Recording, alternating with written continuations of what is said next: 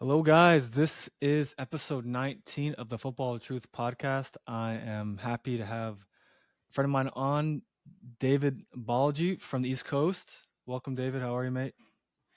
I'm doing good, my man. Thank you for having me here. This Yeah, is my awesome. pleasure. My pleasure.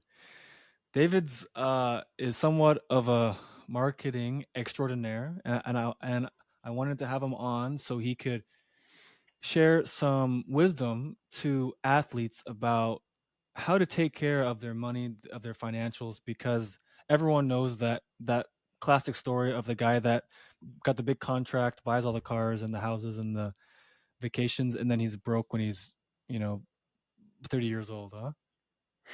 Oh yeah, yeah. It's definitely something to be talked about because everyone has this whole facade on social media and stuff like that. We'll get into it though. Yeah.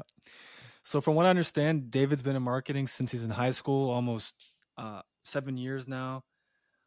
You've worked with some of the world's top influencers building their marketing systems to launch online coaching programs. But of Hmm. course, as all athletes do, you go through a lot of sacrifice and struggle and just trying different things to make it work, get it up and running.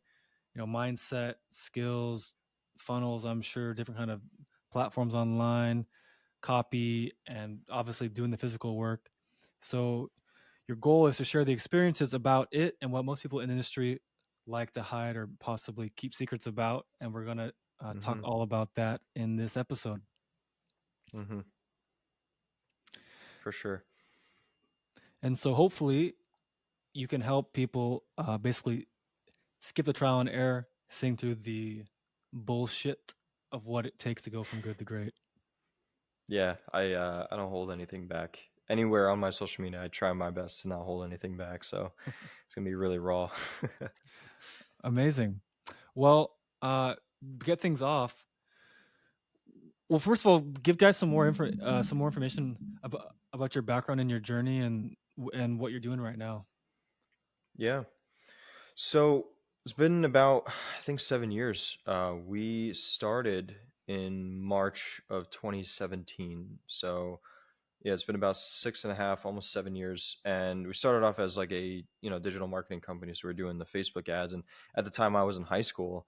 And when you start something, like you want to start a business, you want to do something good, there's always a facade that people put on social media that obviously they get rich quick bullshit and that like if I can do it, you can too. Hmm. But they hide a lot of the stuff. They hide a lot of the trials, the tribulations that you're going to go through, um, and from there it becomes a very very lonely journey because as an entrepreneur, like people go through so many different things that's very difficult to understand.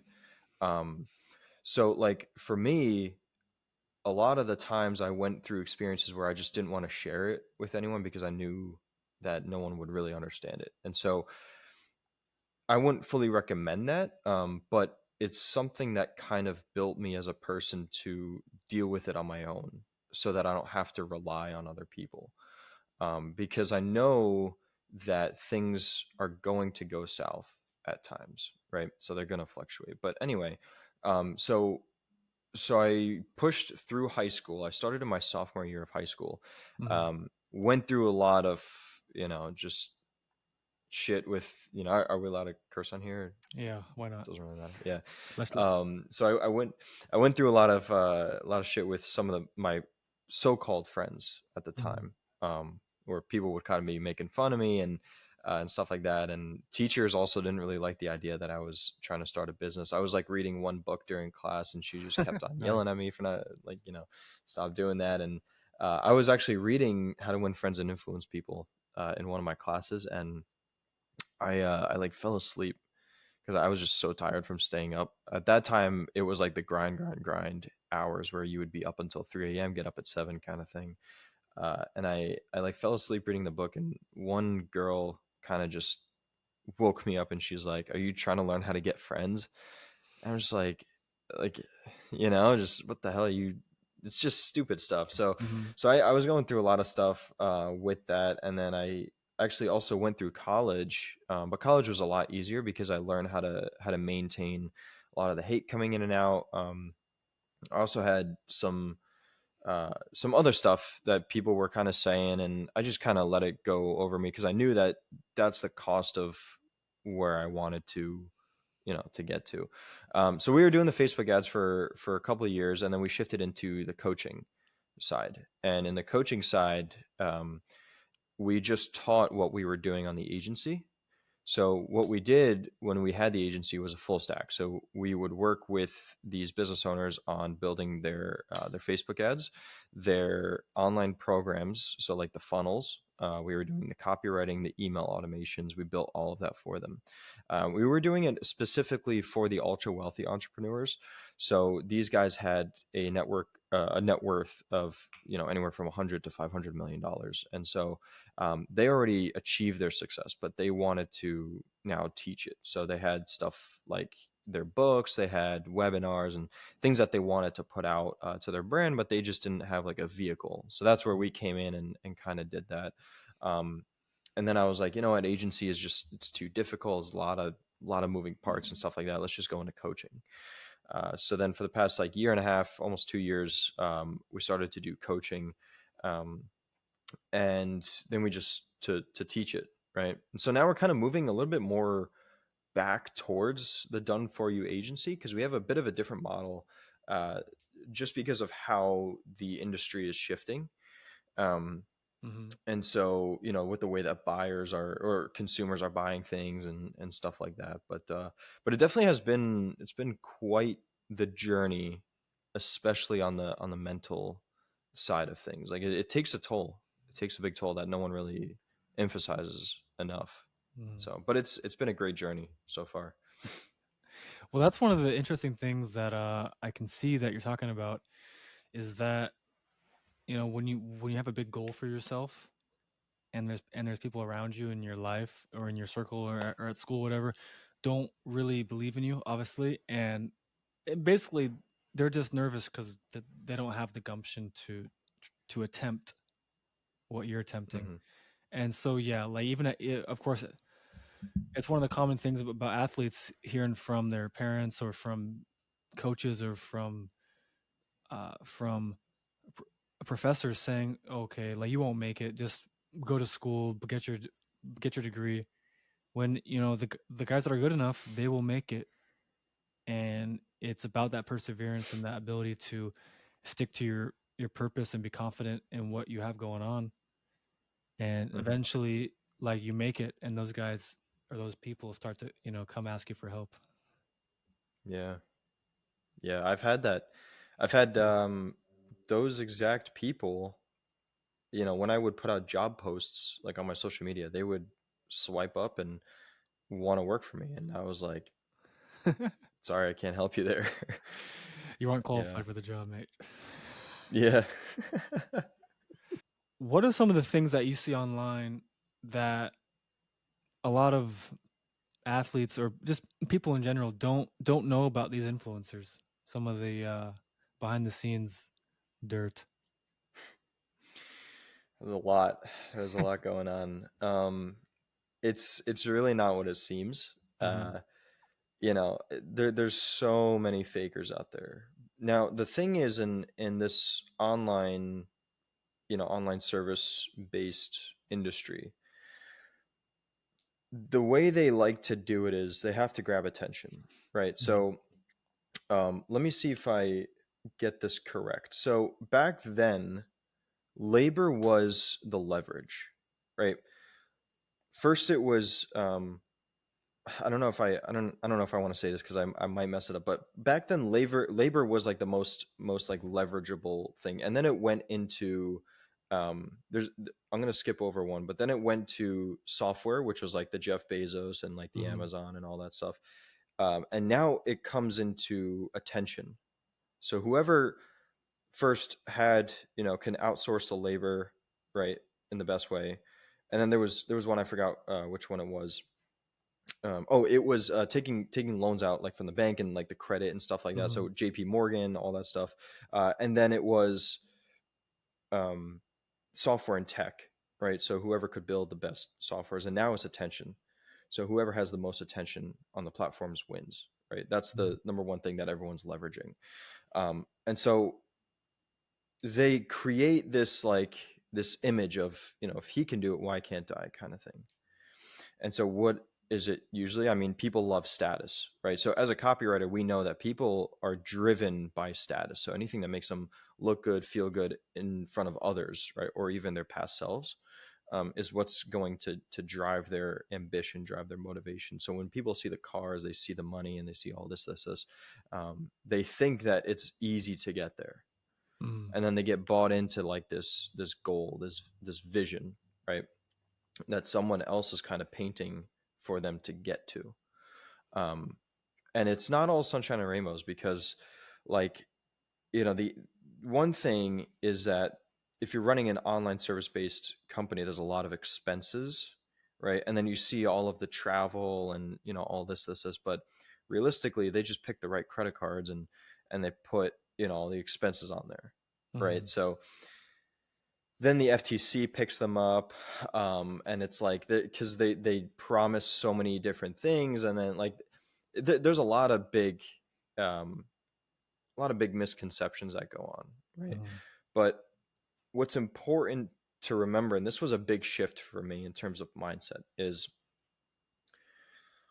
the only thing that will get you actually to that destination is not by trying to shoot for it, but refining on your proper skills and who you are. And the only way for me to understand that was when I was going out, I was partying. I went to Miami, I went to the clubs, I put, $1,000 on a weekend, a couple $1,000 on a weekend or something like that. And then I was like, you know what? I mean, it's just the same repeat over and over again. Like, what more could you do?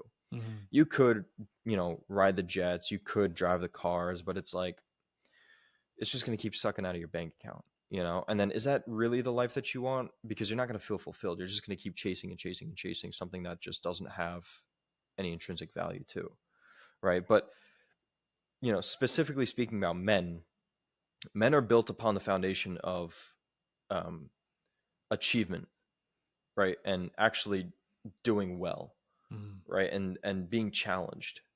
So in order for you to be able to achieve what you're trying to do, you have to make it challenging for you. You have to keep shooting after what you really want in life. And people always say that the fulfillment comes from the end of the journey, like it's the like, what's your vision, right? Mhm. But what they don't talk about is that it's the journey to get there.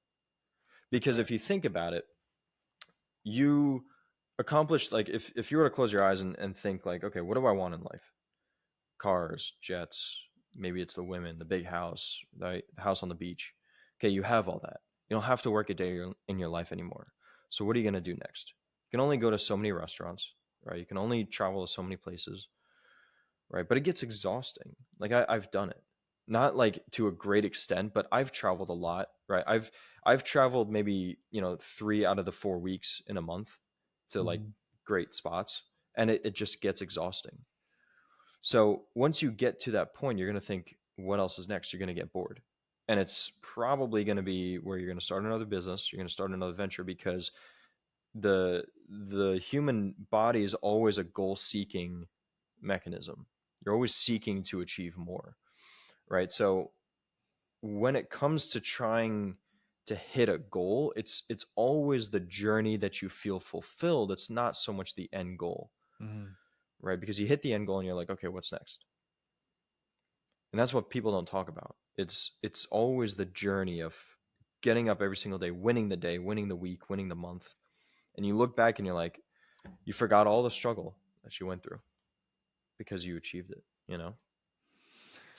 Yeah, and that's kind of one of these classic stories, and I felt that myself, and I've seen it in others where you bought that brand new car, and it's like cool for a week, and then it's like, oh yeah, I have that thing in the driveway. Okay, Hmm. and Yeah. of course, people that don't have that, they'll say, oh, but like, what do you mean? And it's like, well, when you go through that journey to earn it, then you get there, you'll understand. And it's almost as if Yeah. you aren't speaking the same language until you've been there and done it. Yeah. I think the other thing is what I realize is that when you yeah, it's nice to celebrate nice things and all that stuff, but when you constantly do it, you put him on a pedestal, and then it becomes it creates a disconnection between you and that thing, the object or the goal. Whereas if you treat it normally and you already tell yourself that you have it, and it's nothing crazy, but you still put your head down and focus to get to it, right? Or to get beyond that, that's when it really comes to you, right? Because you normalize it for yourself, Yeah. whether that be getting to a championship or whether that be getting selected on a team or whatever it is, because you're just going to be fogged up by that goal when you should be putting your head down and training and working every single day. hmm That's a Yeah. big thing that I'd like a lot of athletes to think about how that relates to sport. And for me, a big example of that is when in the locker room you have that guy who's like really pumped up, and they're super like they're really amped up about the game, and they're yelling and whatnot. And it's like, or for example, when teams are celebrating, a victory against some small team, and it's like, well, we win championships here. This is normal for us. Hmm. And basically normalizing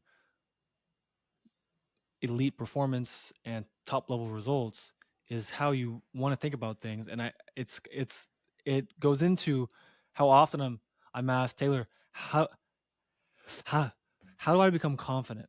How do I become Hmm. like a winner? How do I have that unbreakable mentality? Well, I always say, mate, if you're asking me that in the first place, that's the problem, because it Hmm. has to be part of you already. And if you're asking for help, then, well, if you're asking those kind of questions where you're telling your own self-esteem, like your own psyche, that I'm not confident, I'm not going to win this, and I'm kind of scared about what might happen, it's not going to help you at all in the long run. Yeah. Yeah, I agree. There was I was watching Patrick Bet David, and Mhm. he's really become a big sports fan ever since he's been kind of growing valuetainment and stuff like that. And there was one story that he shared with Lewis Howes. He was on the podcast, I think, Story of Greatness or School of Greatness or something like that. And it was the attitude of what an athlete is. And so there was one guy in the locker room, and he was training, he was working hard, but the coach never played him. So he still had a good attitude. He's like, one day, like, the coach is going to play me, I'm going to kick it out of the park. And so finally he got his chance, right? I think it was in football, like Mhm. American football. Yeah. And he's like, finally, coach called him up. He's like, I don't know what the name was, but let's just say, like, Johnson, for example. Johnson, you're going in, right? he I think he scores, like, 7 yards or something like that, pulls him out. He's like, great job to Johnson. um and then, the next time around, he's like, all right, you're up, I'm going to put you in. Plays a little bit longer, right? Pulls him back out. And so then another game comes around, and he doesn't play him. And so in the locker room, he was like why, like, he was thinking to himself, like, why haven't I been played? Like, this guy was like hyping everybody up, and he was like kind of yelling at the coaches, like, if you put me in, I would have been able to get that touchdown, this. And then, like, his whole mentality changed, right? Because he just didn't see the bigger picture. So usually, in the room where they were planning everything out, he'd be the first one in, right? He'd show up to practice, like, Mhm. first one there. He'd be working after hours, putting in the work. He used to be the first in row during the presentations, and he'd be taking notes and stuff like that. But now, sitting in the back, right? He's not really, he skipped practice once, right? He's not putting in the effort, and it's just the attitude that he had when he had a setback, Mhm. right? That changed the whole trajectory, right? And so whether you relate it to sports or whether you relate it to business, it's the attitude that you have to put in when things go right and when things go wrong. Because when things go wrong, it's part of the journey. it's supposed to happen. If things are gonna go right for a very long time, expect something to come down. Whatever goes up always comes down Mhm. in Well, order yeah, to be balanced. you need that experience to become a better version of yourself that becomes the winner down the road. And Hmm. that's what the whole purpose of the journey is to make you Hmm. better. That's why the journey is the goal. And Hmm. that's why if you reach the top and the journey wasn't what it was supposed to be, it won't be the same. You know, Yeah. so it's like if that player didn't really truly earn the playing time, and then he's just he's just out there on the pitch, he's not going to value it the same, and so that will Hmm. obviously affect how the team performs and the results down the line. And that's a big thing for some players when they get benched by a coach to think about is how do I react to this? How do I show my teammates and the parents and the scouts and the coach himself, how do I hold myself together? Is my mentality that Hmm. fragile that I'm gonna throw a tantrum if I don't play one match or two matches or a few matches if there's other guys that are playing better than you? Like being honest with yourself Yeah. will get you much farther than not. Yeah. I've been through it in business as well, right? Where, I'll have some days where closing a couple clients in one day, make Mhm, $10,000 here, $5,000 there, and I feel on fire. Greatest mood, so motivated to do the work, right? And then I'll have days where client comes in, he's like, I want a refund. And I'm like, well, fuck. mhm, It changes my whole mood.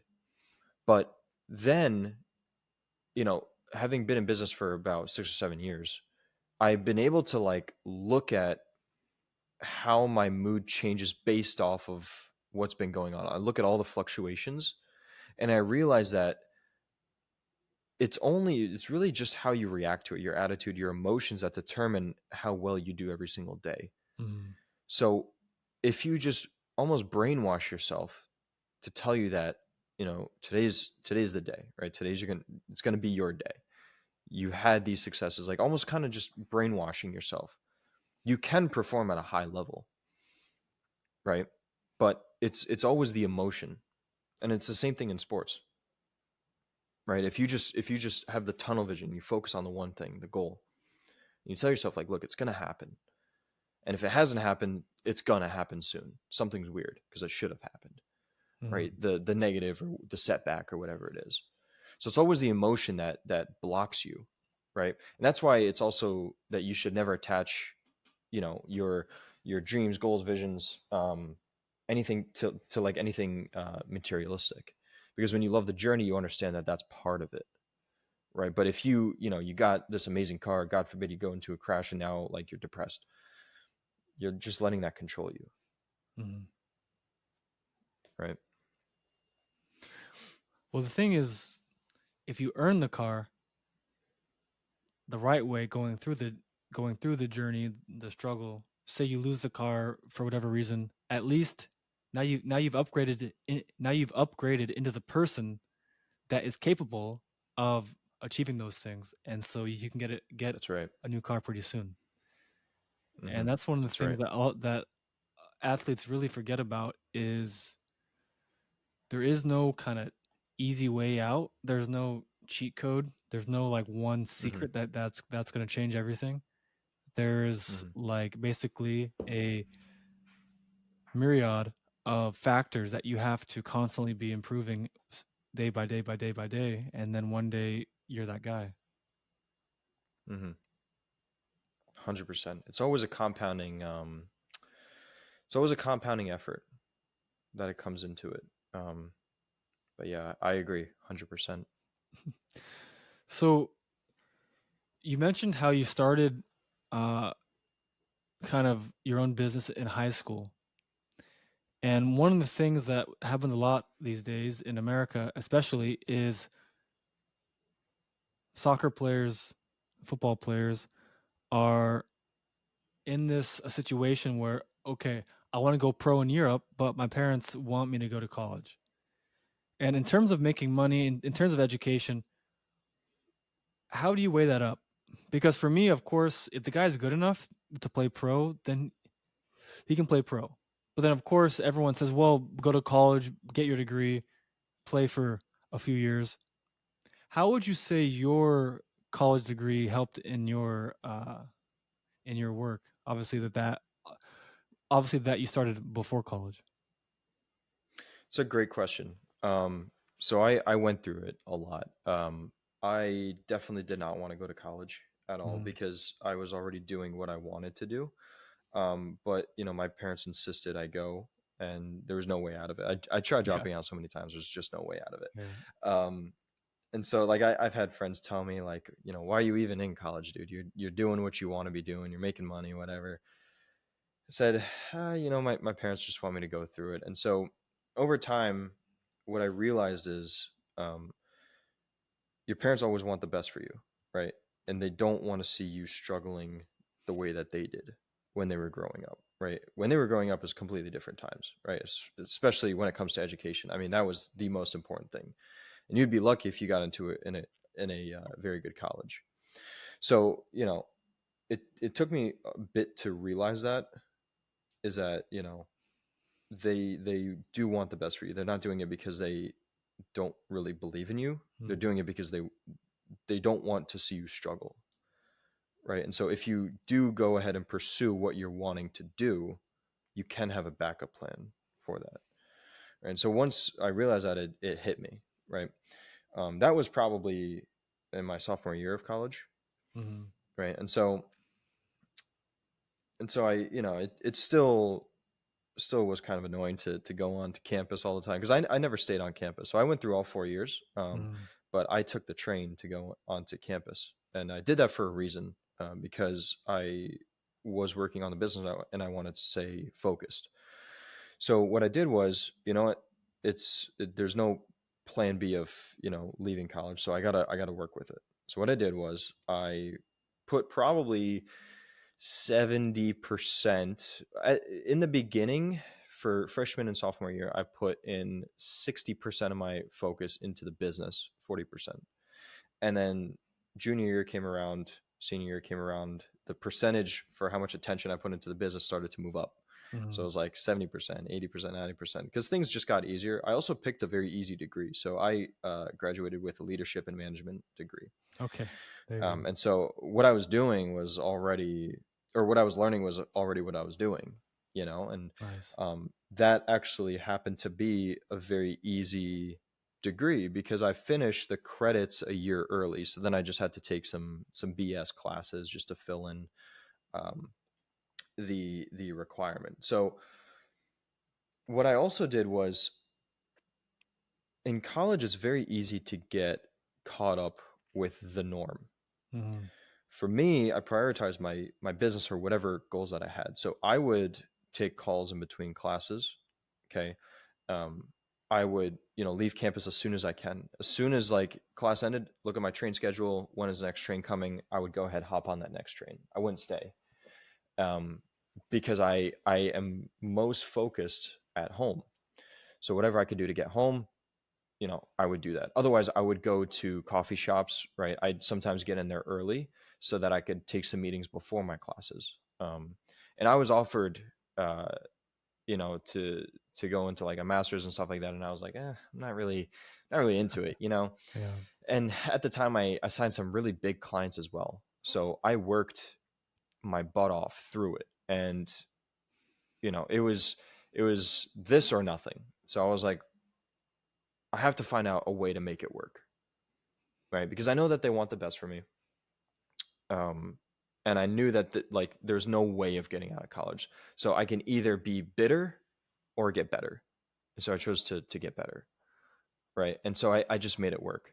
Mhm. And what it also helped me realize is that I'm doing the thing that I hated doing, but I knew it was required because if I failed out of college, dad's gonna whip my ass.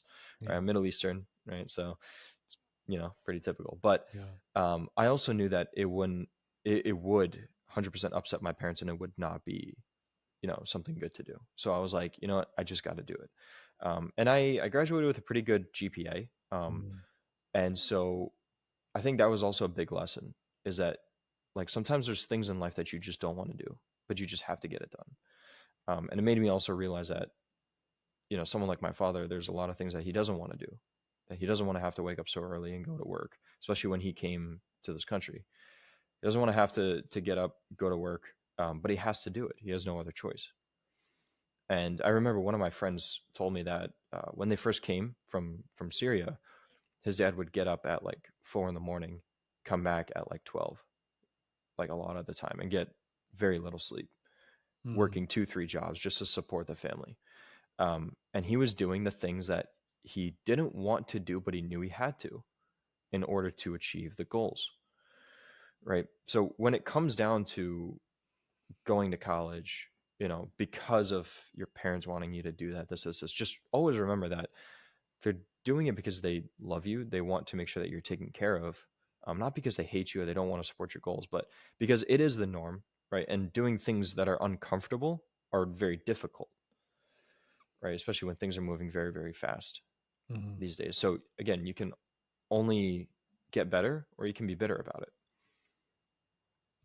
Yeah, I think what you just talked about in terms of doing what it takes, getting things done, making it happen, even if you don't want to in that moment, is a big lesson that I saw myself. Because I went to college while I played D1 soccer, obviously in California. I have a Mm-hmm. double major in accounting and business analytics, and that was Mm-hmm. one of the hardest. That was one of the hardest majors on campus, even though I was a full time like D1 athlete playing at a high level. And there are Mm-hmm. guys on my team who had much easier degrees, but couldn't even do the basics. And yet they Mm-hmm. think they have what it takes to be a pro soccer player. And so I always say, like, if guys can't figure out like the most basic things in life, how do you think you're going to play in the Premier League? And even Yeah. now, like having this business, um, you know, in our community, there's on the website, like you log in, there's your profile, your dashboard, there's all your information.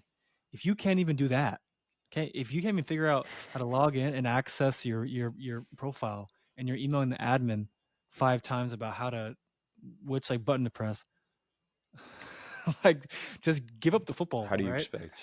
Yeah.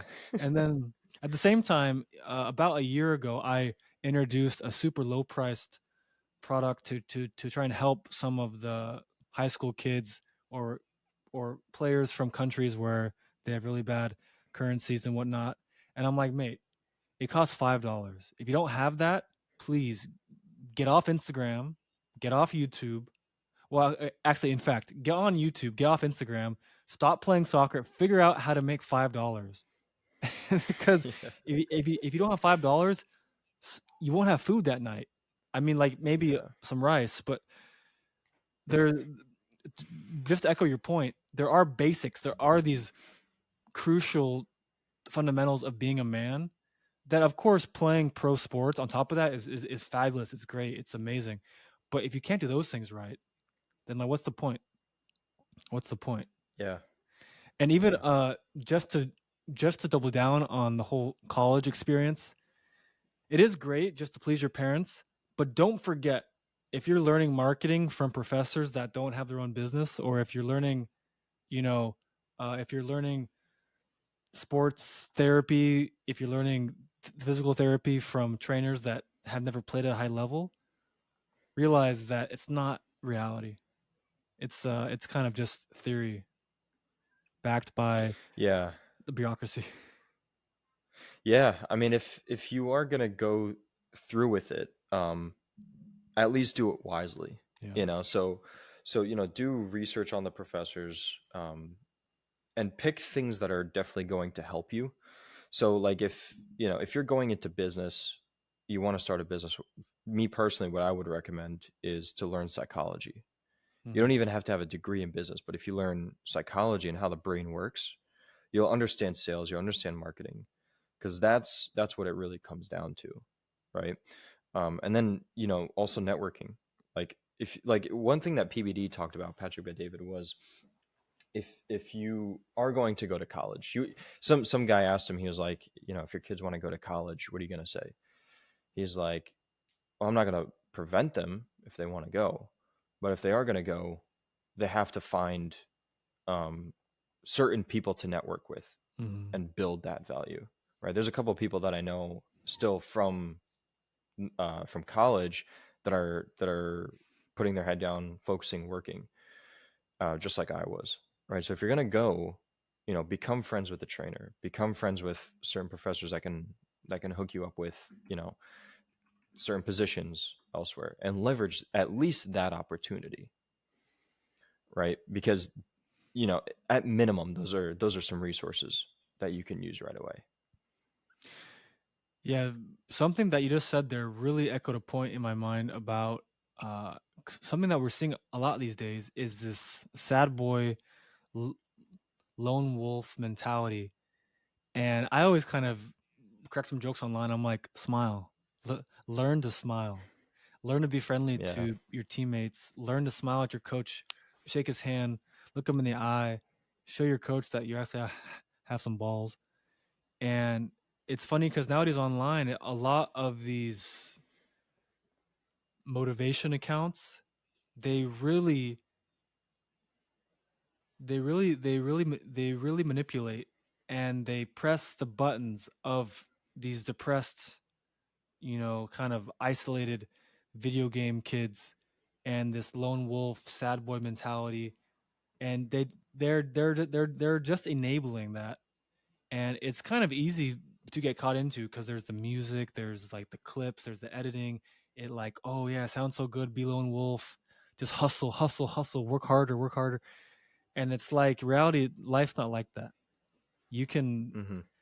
you can flip hamburgers for 40 years and you won't become a the Michelin star chef. You know, same thing with sports. Like Yeah. you can play like co-ed all you want, but you're not going to become a pro doing that. Hmm. And I so agree. yeah, there's a big thing that you said, David. It's smile, be friendly, and that kind of energy will pass down to anyone else in life that you're working with in business, or your teammates or coaches or accountants, lawyers, whatever. And the Hmm. more that you can help others, the more likely they'll help you when you're in trouble. Yeah. It's just the attitude of how you show up. Hmm. And people read the body language. They can tell if you're going through something, or especially the ones that you spend your most time with.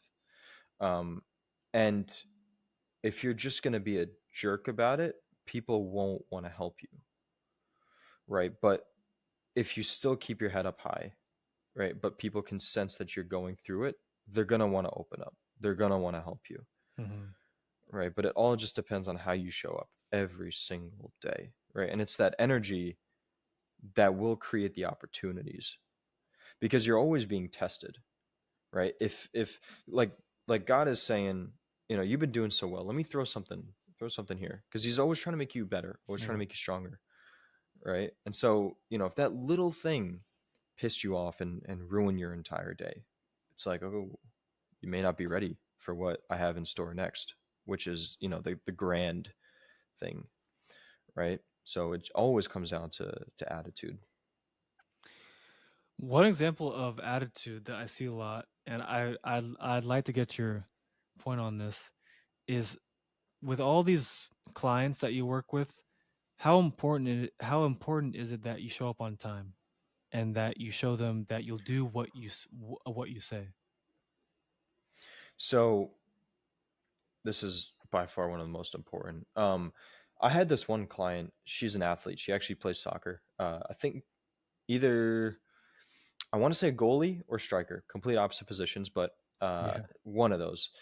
And she actually came out to be one of my best clients. And the reason is because, number one, she has an athletic background, which means she's competitive. She would show up to calls right on time, even before me. Like I would get notifications from Zoom that, Yeah, yeah. like Lexi joined the call. Um, and like I've never had to have a client chase me to say, okay, what's next, what's next, until she came along, because she's been so proactive Hmm. with how she's doing, her business, her right? Like her everyday tasks. And she went from making $3,000 a month to $30,000 a month, all because of how proactive she was. I taught her one thing and she immediately executed it.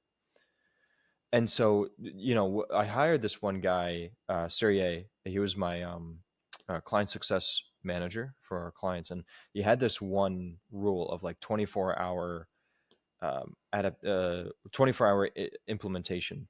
Mm-hmm. And so it was the attitude that when you learn something new, you implement it right away and you show up, you be proactive, right? But I can also sense, this has nothing to do with him, but I can also sense when clients show up on time versus a couple minutes late. But if it's, because they just didn't think about it or they had another call, it's two different scenarios. Mm-hmm. I could tell the ones that want to do well is because they book times on my calendar very often. They show up to the calls, they show up to the group calls. They're always messaging me about questions. So it's like you could tell because of the effort that they put in Mm-hmm. constantly, right? And it's just the little things that make a big difference because I could tell your attitude, and that's why she was doing so well, because she's by far the most proactive one. It's just the energy that she puts out on our calls, right? So many questions, wanting to get things done. It's just the energy that she puts out makes her that rock star, Mm-hmm. right? Because she's always putting in the hours after the calls. I'll look on Slack, right? I'll see that she's still online, right? She's actually she lives in she lived in Santa Monica. I think she's in Long Beach now. Um, and it's just the little things that you put in and day out that no one sees, right? Iman Ghazi calls it private victories, right? Those are just the little things that you accomplish every single day that determines the public victories that people see.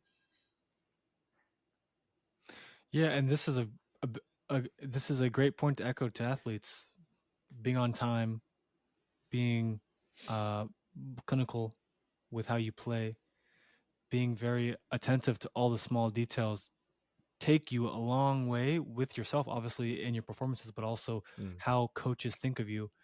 Because ultimately, a coach is going to play the players that will help him keep his job and help him uh, achieve his goals. So if he can't rely on you, are, if he knows that you tend to slack off, get lazy, like you aren't really all the way there, then he'll definitely not play you as much, or he won't really rely on you. A coach needs players that he can rely on. mm-hmm. And that goes for business, that goes for dating, and goes for everything. It's always how you show up. Yeah. Yeah, like one kind of thing that I always make some jokes about online is a lot of these pro athletes now, they dress really funny, and it's kind of like this new woke culture where they are, I guess, fashionistas. And I always joke online about certain pros that are basically exhibiting signs of mental illness and calling for help by by dressing in certain ways, by getting their hair dyed in certain ways, by getting these long tattoo uh, tattoo like on their arms, on their legs, and just kind of a big cry for help. And Mm-hmm. like you say, how you show up for anything is how you show up for anything. So never, like for me, a big thing with athletes and footballers is just how turned on you are, how your mind works in terms of, are you like a winner or you're just kind of like a so kind of guy. Yeah, like you're trying to show that you're a winner, kind of thing. Well, it's like I'm a I'm a pro, he's a pro, we're pros, we aren't amateurs, it's not like co-ed hour, like we're not here Mm-hmm. just to joke around, we're here to get things done. And I Yeah. mean, time is finite, so really, if you're serious about this stuff, you only have time for others that are also serious about this kind of stuff. Yeah. And David, just to wrap things up, I want to ask one final question that could be a good soundbite for all of the guys out there. What should footballers? Well, actually, even better, tell me some big mistakes that you see athletes make with their money. Big mistakes that you see uh, influencers make with their money. Any kind of mistake that you see people that get into money fast. What kind of mistakes are they making, either in their personal life or their business? It's a great question. We're in a very, very interesting economic time, no matter what country you're in, right? And so cash is by far the the most important thing.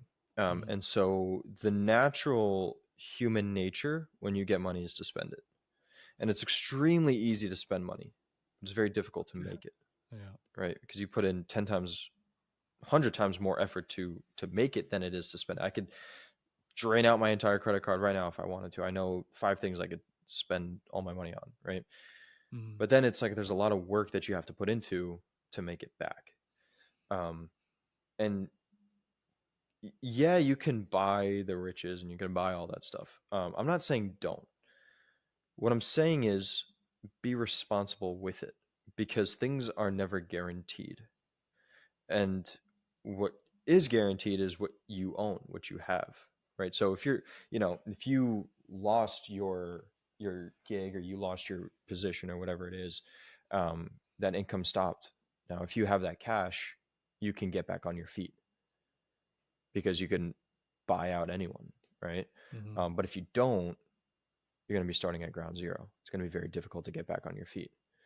So again, I'm not saying, don't buy things to reward yourself, but be very strategic with it, right? Um, because what will also happen is when you splurge, you spend, you take your eyes off of the goal that you were talking about when you were struggling, Mhm. right? So you're not going to have the same drive that you had when you were at zero for when you are at 100, right? Because it's like there's nothing to kind of fall back on. So when you're buying all this stuff, you're taking your eyes off of the vision. And that also comes down to what I mentioned earlier of putting things on a pedestal, right? Initially, it will happen. You're going to go through it. You're going to get money, right? You're going to be very wealthy, and you're going to be spending on a lot of things. And then you have to find a time where it's like, okay, like I kind of just got this out of my system, right? Everyone's going to go through it, but you Mhm. have to be able to realize it quickly, that get it out of your system and stay focused, because there's nothing else that's going to push you, right? And then if you get out of that flow, it's going to be very difficult to get back into it. You're just going to get lazy. So stack the cash, because you don't know what's going to happen, right? One day you're on top of the world, the next day you're kicked out, right? Or you break your leg, you can't play, Mhm. right? So be very smart with it, but also enjoy your life. Be strategic with how you want to do it, because when you have cash, you have you have power. You can buy out anyone, buy anything you want, anything to support you. But if you don't, you'll be working twice as hard. One thing I always say is there's no glory in being a footballer. Oh And yeah. that's one thing that I would like guys to take away from this podcast, is understand that football is great. I love football. I am a Hmm. footballer, but it's really not enjoyable to be a broke Hmm. anything actually. But especially being a, There's yeah, especially being a broke athlete is not fun. So yeah, make the money that gives you freedom so that you can chase the things that you want in life. And yeah. what you just kind of were talking about actually got one more question in my mind that we'll wrap up with, is that in terms of marketing, in terms of personal branding, what would you recommend, like a young athlete, or even guy who's already like a seasoned professional, what should he be thinking about in terms of marketing himself as a brand online? It's a good question. So this also piggybacks off of the last concept we talked about with cash. Mhm. Um, Cash gets you access, right? Same as cars, right? I mean, people buy a Ferrari, yeah, because it's fast. I mean, there's other cars that are super fast. could probably beat a Ferrari in a standing quarter mile, right? Yeah, it's nice, cool. But what it also does is get you access to other people with Ferraris, and it sparks up conversation. Yeah. So when you have cash, you can get into rooms with other people who will welcome opportunities to you, right? And you could be going through something, right, that is some sort of setback, and so that will open up opportunities for you. Now, when you also have cash, you can build your social media. You can network with people who have big brands, and then their followers come onto your platform, right? Because it's way easier to do that than it is to build something organically, Mm. right? So, and social media, the thing is with that is it's whoever one has or is able to get the most attention, but also able to keep the most attention. So someone like Mr. Beast is doing both. He gets attention and then he keeps the attention throughout his videos, right? So if you're able to do that, you have to be very creative, right? And in today's market, reputation controls the money, right? So if you're able to build a relationship with your people, build a connection, you're able to win their attention from there. So you just have to be very creative. You have to be your own self. You know, as cliche as it sounds, but that's ultimately why people follow you. That's why they buy from you, right? They don't buy or follow you because of what you're doing. It's more so of who you are. Because it's, I mean, there's how many athletes in the world, right? Professional athletes. They all, you know, a lot of them play very similar sports. Yeah. But why? Because you have your own characteristics, right? You have your own reputation. And so that's why they buy into it. So, you know, never be afraid to put out who you are because of the standards or because of, you know, things that you're afraid of or that you're shy of, right? I mean, that's Mm. ultimately what's going to leverage, and you're going to get hate. You're going to get people to shit on you and stuff like that. But ultimately, that's what grabs attention, right? And so always focus on, yeah, grabbing that attention, maintaining that attention. Yeah, it's been said before. We definitely live in an attention economy, and the more of that you can grasp, the better off you'll be. And that echoes the point that don't forget athletes at the pro level are being paid to entertain. So never forget in terms of marketing yourself that you are at the end of the day you are an entertainer. And I think a lot of athletes Yeah, don't what's don't forget that, like we are kind of modern day gladiators in the coliseums, basically yeah, basically yeah. distracting the masses. But anyways, David, where can guys and girls of all sports learn more about you, follow you, and keep up to date to what you're working on? It's a great question. So all of my social media platforms are under at David Balji, so Balji. Same with my podcast, same with my YouTube, and you know, I especially on my podcast, I do talk a lot about the things that we talked about here in terms of Mhm. mindset and stuff like that. That definitely could be applied into whether it's in business, whether it's in sports, into personal life as well. All right, fantastic. That was episode 19 of the Football Truth podcast. David, thank you so much for your time, for your wisdom, and for your attention coming on to my platform. I wish you the best. We'll talk soon. Hopefully, do this again next year sometime. Definitely. Thank you so much for having me. Yeah, mate. My pleasure. All right, guys. See you.